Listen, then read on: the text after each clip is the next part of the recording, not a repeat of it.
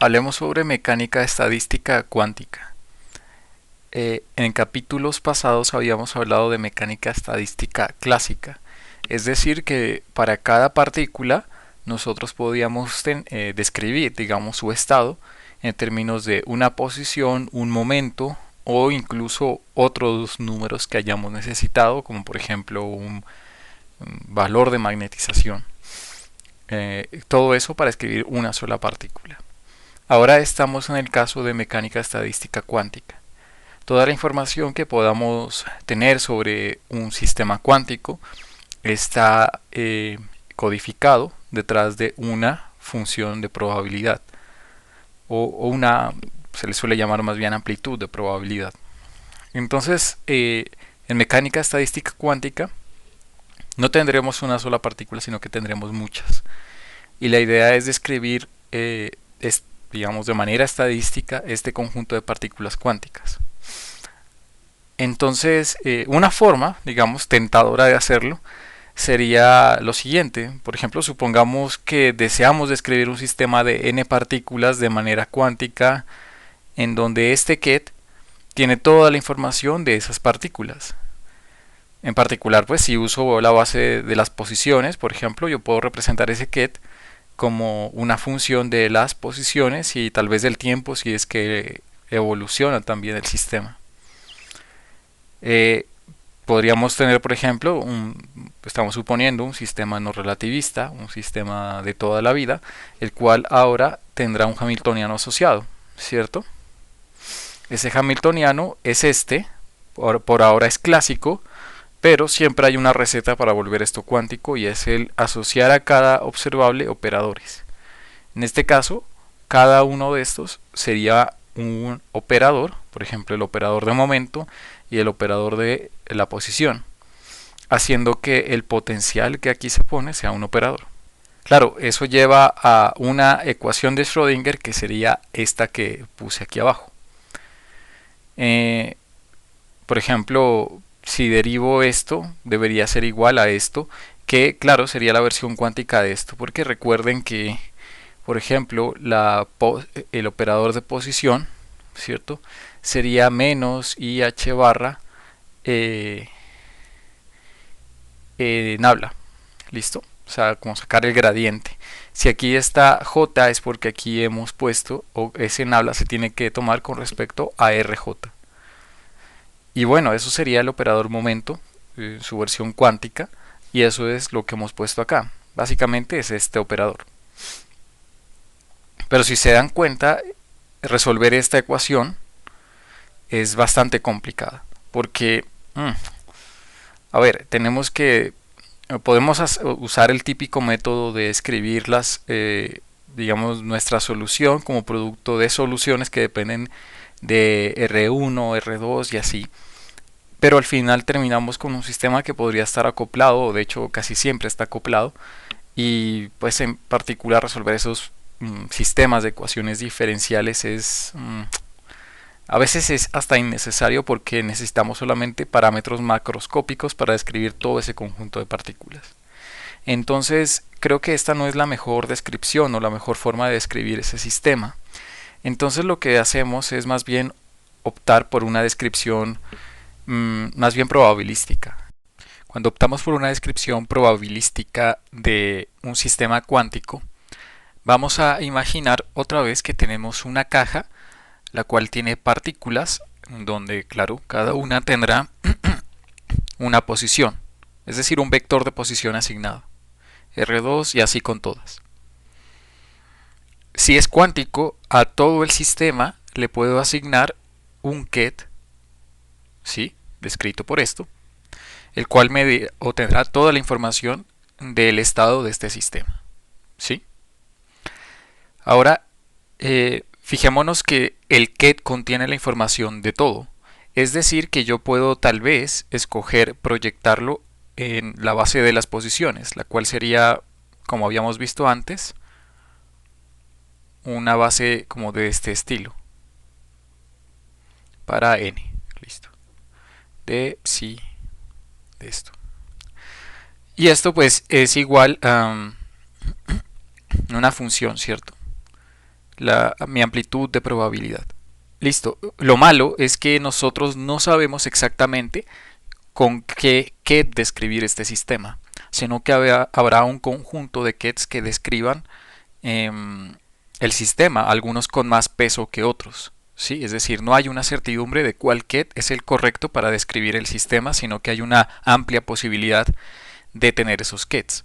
Por lo tanto, vamos a ponerle una etiqueta, ¿sí?, al ket, que la vamos a identificar con, qué sé yo, con una K, y acá también esto tendría una K. Y en principio no sabemos, pero bueno, lo importante es que toda la información va a estar contenida en este ket, pero lo malo es que no sabemos cuál ket describe mejor a mi sistema, pero tal vez tengamos probabilidades de que, qué sé yo, de que el sistema esté escrito en ciertos kets, ¿cierto? Eso sí podemos tal vez conocerlo. Listo. Ahora, ¿qué tal si nosotros queremos medir un observable? Un observable va a estar descrito por un operador A, el cual satisface la condición de ser hermítico. ¿Por qué necesita ser hermítico? Pues para que sus valores propios sean reales y por lo tanto cuando actúe sobre un vector de estos nos devuelva si es que, claro, obviamente estoy asumiendo que este vector podría ser, no lo estoy diciendo, pero pues podría ser un autovector de esto, ¿cierto? Tal que cuando aplique este operador sobre este vector me dé su autovalor, que debe ser real por la condición de hermeticidad. Entonces, mmm, claro, nosotros podemos preguntarnos por la probabilidad, perdón, por el valor esperado de ese operador. El valor esperado de ese operador depende, obviamente, de el estado en el cual yo esté, y si repito muchas veces las mediciones teniendo en cuenta ese estado, es decir, yo sé cuál estado es y repito muchas mediciones, y al final esto me va a devolver un valor esperado, ¿sí? El valor esperado de ese observable. Pero como había dicho, no tengo una certidumbre de cuál es este estado, sino que más bien tengo un conjunto de estados. Ese conjunto de estados tendrá una probabilidad de aparecer unos más que otros. Entonces, este no va a ser el valor esperado de A, sino que debemos ver que a este promedio se le tiene que sacar otro promedio. Básicamente va a ser como un promedio de promedios. Y va a ser, y entonces el valor esperado de este operador va a ser, qué sé yo, el promedio, ¿cierto? Fíjense que estos P sub k van a hacer probabilidades asignadas a cada uno de estos kets, que a su vez, pues, estos promedios tienen por acá el valor promedio de el, del operador A. ¿Sí? ¿En cuál base? Pues en esta. Entonces, bueno, este sería el valor esperado de un operador A, teniendo en cuenta todo lo que yo dije anteriormente, que puedo tener múltiples estados que me describan a mi sistema, ¿sí?, denotados por psi sub k, que psi sub k tiene toda la información de todo este sistema a través de, pues bueno, si digamos una forma explícita de verlo es a través de la proyección en la base de las posiciones, y eso es lo que he hecho acá, proyectarla. Listo. Ahora pues asumo que existe o puede existir un observable A. Si es un observable debe cumplir con la condición de hermiticidad para que sus valores propios sean reales. Y a su vez su valor esperado tiene que ser el promedio de valores esperados cuánticos. Entonces este valor esperado de acá es de naturaleza cuántica.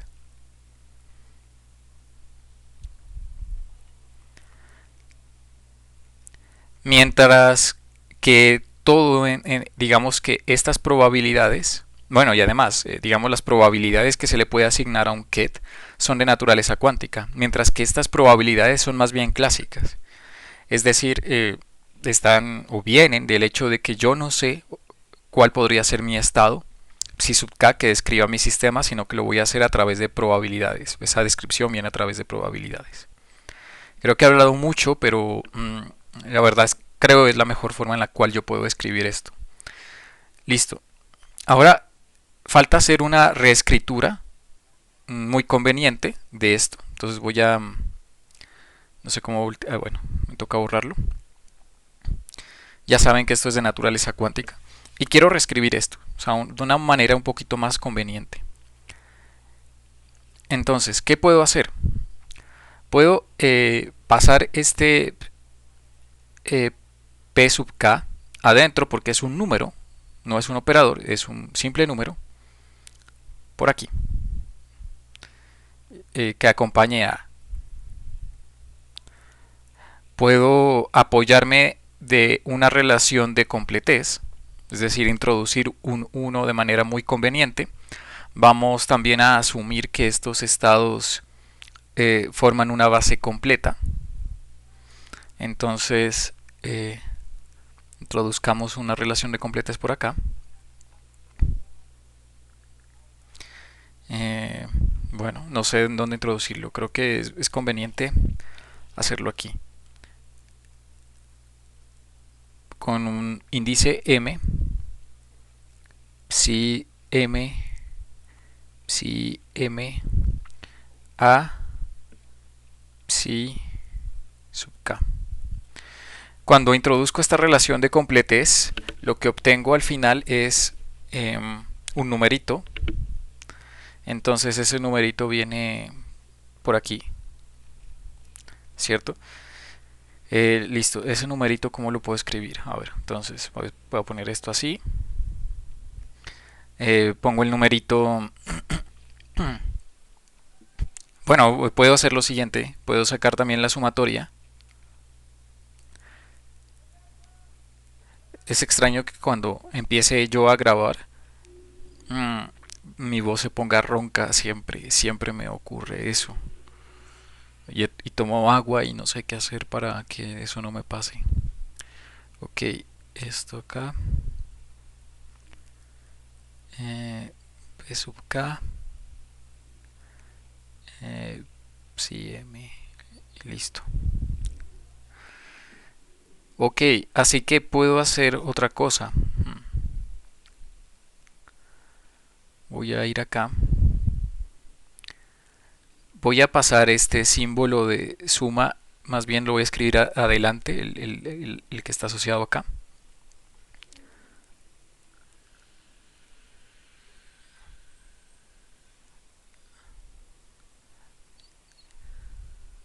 Y voy a dejar el DM afuera.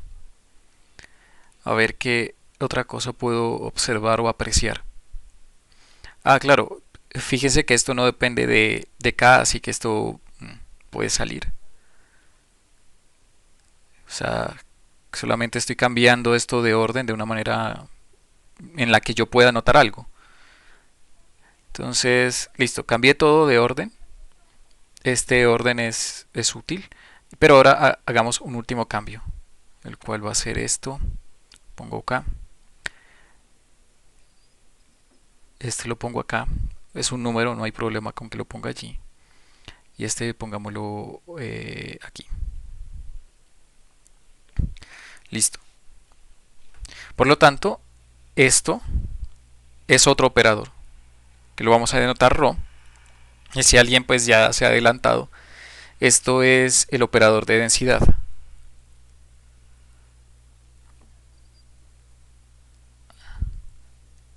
O la matriz densidad. Y esto que está acá me permite describir esto como un operador por otro operador y los kets y los bras escritos ensanduchando esto, digamos, se puede identificar con una traza. Por lo tanto, esto es la traza de A ρ. Listo.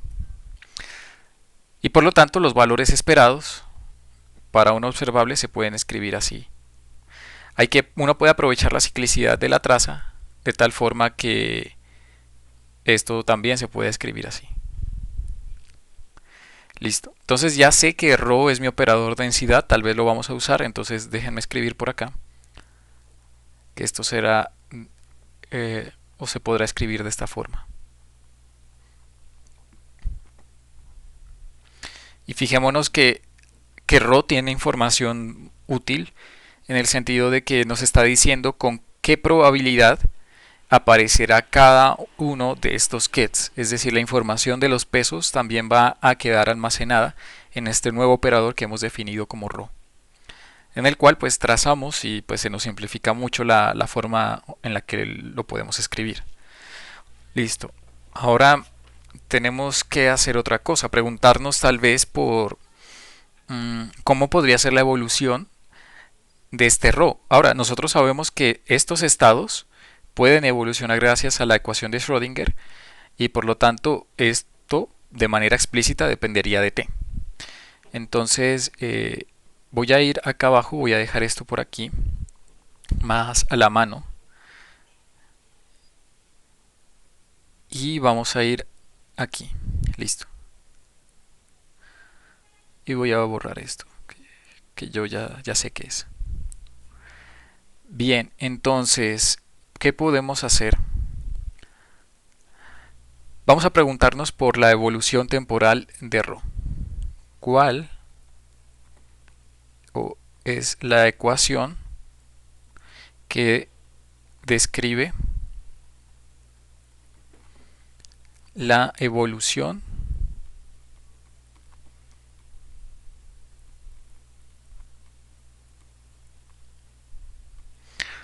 Bien, entonces nosotros ¿qué sabemos? Sabemos que, por ejemplo, un estado psi sub k en el tiempo t puede ser escrito formalmente como un operador de evolución temporal, ¿sí? Actuando sobre psi sub k. Si no me creen, pues se puede derivar esto y vamos a ver, de hecho hagámoslo, derivada de esto con respecto a t será igual entonces a menos i h sobre h barra, esto mismo, ¿cierto? Porque aquí está la dependencia de t y esto que está aquí es este mismo psi de kt. Recuerden, esto es un operador, y al final lo que obtengo es la ecuación de Schrödinger. Paso esto al otro lado, ¿sí? O sea, h barra multiplico por i y esta es nuestra familiar ecuación de Schrödinger. O sea que está bien, o sea, cumple esta expresión de acá arriba cumple la ecuación de Schrödinger. Tal vez usemos esto, entonces dejémoslo un poquito más acá arriba. Listo. Entonces, claro, la matriz de densidad seguramente dependerá de manera temporal, dependerá del tiempo, ¿cierto? Y habrá una ecuación que describa esa evolución temporal. Así como también habrá una ecuación que describa la evolución temporal de un observable. Pero fijémonos que si esto obviamente depende de un tiempo, A también dependerá de un tiempo, ρ dependerá de un tiempo, al final cuando derivemos también necesitamos conocer cuál sería esa derivada de ρ. Entonces, de todas formas necesitamos conocer ρ como depende temporalmente. Entonces, si ρ depende del tiempo, ¿en dónde podría ocultarse esa dependencia de acuerdo a los elementos que vemos? Podría encapsularse aquí en un coeficiente ρ sub k que depende del tiempo, es decir, las probabilidades también evolucionarían, ¿sí? También podríamos tener una dependencia temporal psi sub k, ¿sí? Y pues por lo tanto vamos a evaluar, vamos a obtener una ecuación para ver cuál es, cómo sería la evolución temporal de ρ. Entonces, derivando con respecto al tiempo, a ver, aquí voy a, como debemos tener claro todo, este, esta derivada la voy a escribir como una derivada temporal, ¿cierto? Total, y acá la describí como una derivada parcial. En particular es porque Sí, aquí digamos los estados también dependen de otras cosas, como cuando yo lo proyecto en la base de las posiciones, y por lo tanto aquí hay varias variables. Eh, Rho sub k, la verdad no va a depender de las posiciones, solo va a depender del tiempo. Entonces, como Rho, la matriz densidad, solo depende del tiempo, podemos describir esto como una derivada total. Si depende de otras cosas, pues lo escribiremos aquí. Sí, pero por ahora esto es una derivada total. Esto sería igual entonces a psi sub k, y pues como derivo lo primero, por ejemplo, puedo derivar esto por el resto sin derivar.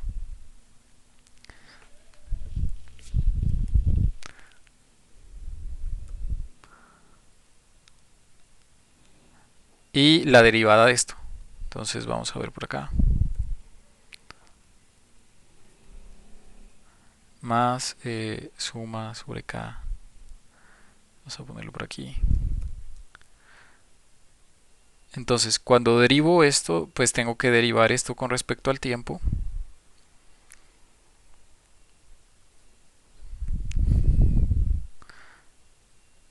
Eh, Esto con respecto al tiempo, y también tengo que sumar la derivada del otro, que sí sería parecido a esto, pero con este término incluido aquí. Ok.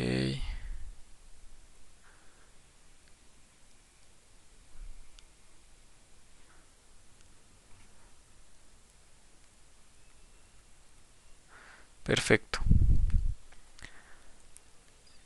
Ya sabemos qué es esto. Los estados evolucionan gracias a la ecuación de Schrödinger, por lo tanto vamos a tener que esto es igual a menos i sobre h barra el hamiltoniano, y que esto es igual a i veces h barra el hamiltoniano. ¿Sí? Cuando saco el adjunto de esto, pues se quita el menos, es decir, aquí no va a aparecer un menos y pues aparece esto.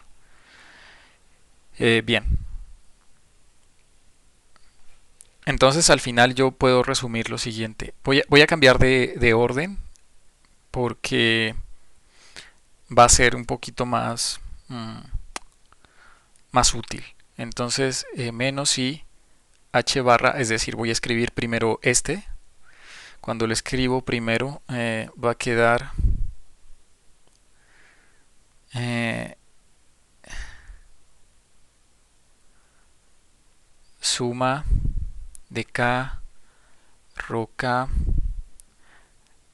Bueno, antes de escribir esto, quiero ahorrarme la escritura, en el sentido de que si ustedes ven h gorrito, h gorrito está actuando sobre este vector. Por lo tanto, puedo sacarlo de toda la sumatoria, y como digamos que, a ver, al final quedaría afuera, ¿sí? H gorro y el resto, bueno, sí, H barra. Y esto quedaría multiplicando a la matriz densidad, ¿sí? Como voy a escribirla así con un gorrito. O sea, le quedaría multiplicando a esa matriz densidad. Y abajo también es válido esto, sino que H estaría actuando al otro lado. Entonces aquí tendríamos IH barra matriz densidad por H, ¿sí? Y, y lo que voy a escribir acá es esa factorización. Entonces me quedaría H rho, como factoricé el menos, me quedaría un menos aquí para que me dé más. Rho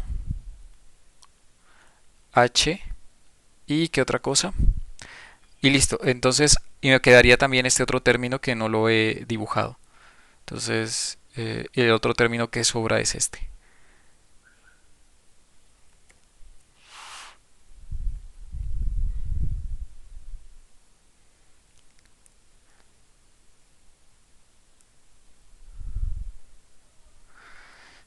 Ok, entonces, esta es la ecuación que debería satisfacer la matriz densidad. Entonces ya le pongo un gorrito porque pues es La matriz densidad es un operador.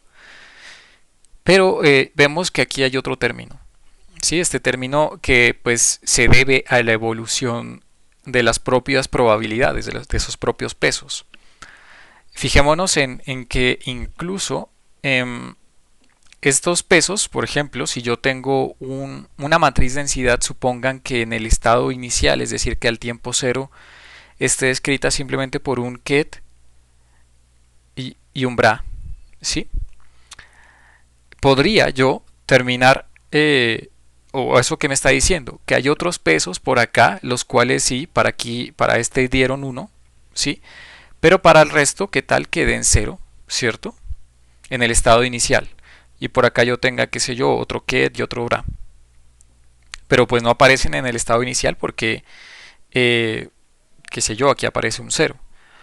Resulta que el hecho de tener digamos, esa evolución temporal en estos pesos hace que la matriz densidad em, pues describa en principio, o puede describir en principio, un estado puro, y que ese estado puro evolucione a un estado mezcla. Pero todo eso depende de este P sub k, es decir, de si este P sub k evoluciona o no. ¿Qué podría hacer evolucionar a este P sub k? El medio ambiente. Es decir, si consideramos un sistema cuántico pero abierto, es decir, que interactúe con el sistema y que no esté en equilibrio, este término juega un rol, el cual pues se suele llamar como el disipador, sino que no se lo suele escribir así, sino que lo suelen escribir con una D, que además pues depende de la matriz densidad. ¿Sí? Entonces, este podría jugar un rol importante cuando hablemos de sistemas cuánticos abiertos, si es que en algún momento pues llegamos a tocar ese tema. Em, Otra vez, repito, ¿qué podría ser este término? Podría llevarnos a la situación en donde un estado puro se convierta en un estado mezcla. ¿Sí? No sé si ustedes han escuchado eso, pero pues el término que permitiría hacer eso sería este. De lo contrario, no habría esa mezcla. ¿Cómo podemos obtener el cálculo de este término? Si ustedes quieren averiguar qué consecuencias tiene esto sobre la matriz densidad y cómo sacar un formalismo el cual me permita describir un sistema cuántico que interactúa con el medio ambiente en un estado de no equilibrio, pues se puede ir al formalismo de mecánica cuántica de sistemas abiertos o Open Quantum Systems.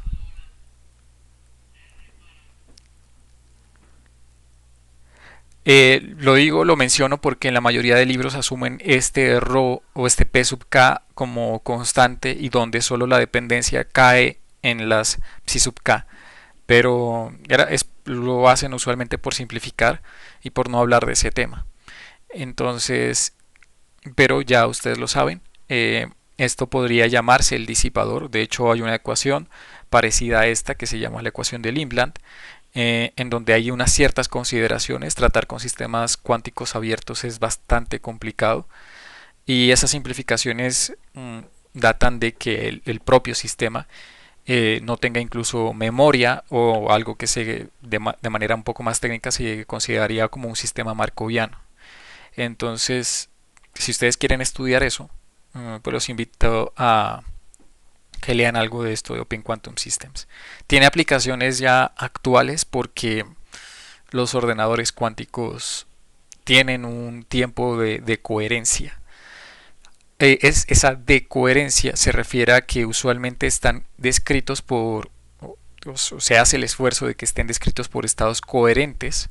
Los estados coherentes, por ejemplo, como los de un láser, podrían evolucionar gracias a ese disipador a estados mezcla. Los estados coherentes son puros, mientras que un estado mezcla siempre debe ser descrito con una matriz densidad.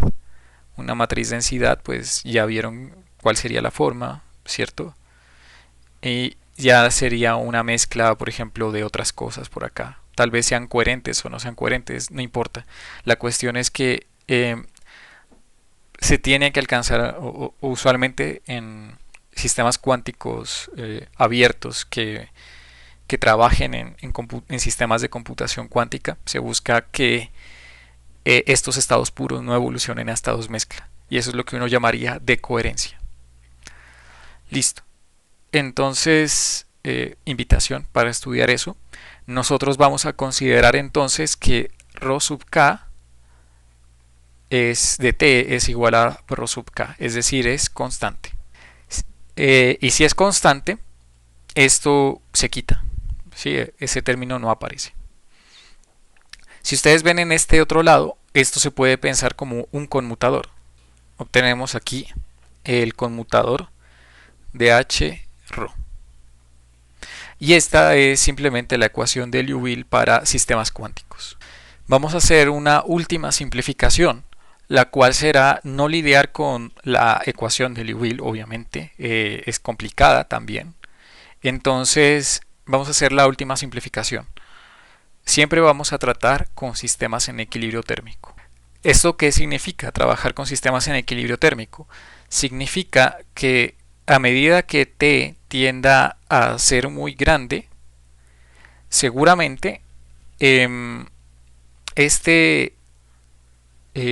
esta derivada tenderá a cero, porque la distribución de probabilidad no cambiará y por lo tanto la matriz densidad no cambiará.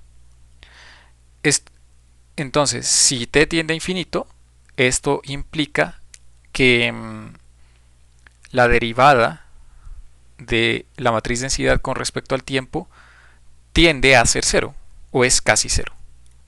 Si esto tiende a ser cero, esto implica que esto es cero y por lo tanto ρ conmuta con el hamiltoniano.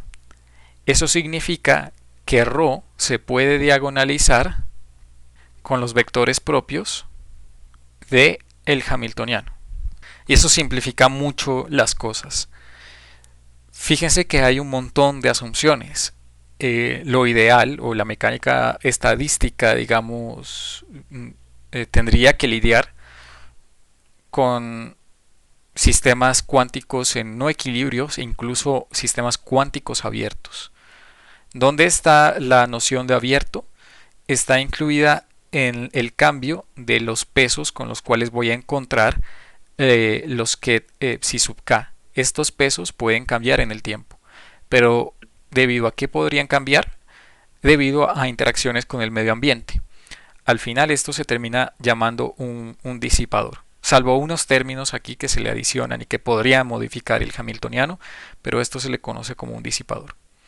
El hamiltoniano también podría depender del tiempo, pero es que al final puedo cambiar de imagen. Por ejemplo, aquí podríamos estar trabajando con la imagen, y de hecho lo estamos haciendo, en la imagen de Schrödinger, pero podríamos cambiar a la imagen de Heisenberg o a la imagen de las interacciones.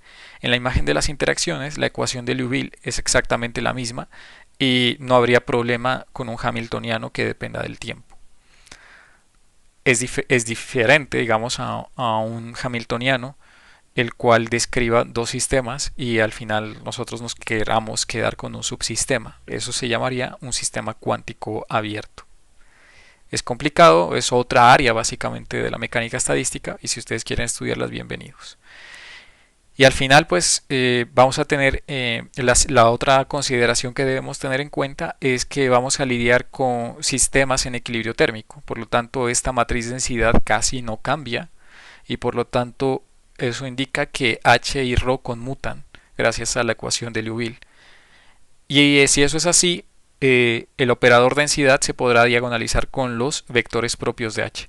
Si eso no fuese así, no podríamos hacer esto y el problema se complica un poco más.